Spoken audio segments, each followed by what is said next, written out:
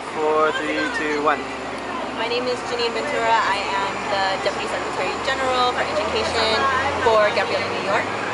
And in relation to China's actions in the West Philippine Sea, it is an expression of their imperialist agenda. And this is an agenda that has been welcomed by previous presidents, actually.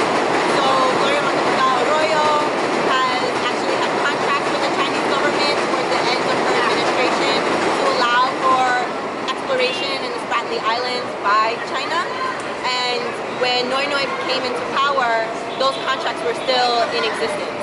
But now that these aggressive acts have been done by the current Chinese government, Noynoy's response is always to turn to U.S. intervention. So an expectation of an exacerbation of the Visiting Forces Agreement, of the Enhanced Defense Cooperation Agreement, and those agreements, as we've seen in the past, have done nothing to serve the Filipino people, have done nothing to protect the Filipino people. Each of those have been one-sided agreements that have only benefited the U.S. side of those agreements.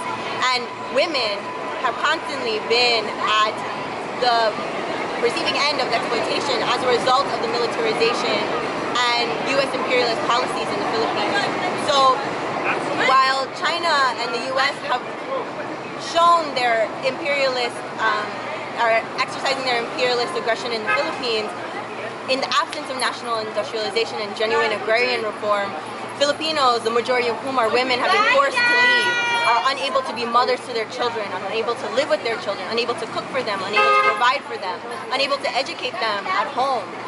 And at the same time, the bureaucrat capitalists that continue to run the Philippine government just continue to invite these foreign imperialists in, and also invite U.S. imperialists to protect these economic interests, resulting in the case of Jennifer Laude, a trans-Filipino woman who was murdered at the hands of a U.S. Marine, and in the past, the rape of Nicole, who was also raped at the hands of a U.S. Marine. So as a result, many more Jennifers, many more Nicoles will happen as long as the Visiting Forces Agreement and the Enhanced Defense Cooperation Agreement continues to be in existence as a response to other foreign aggression like China and like others that could happen should the Trans-Pacific Partnership Agreement be solidified and be concretized.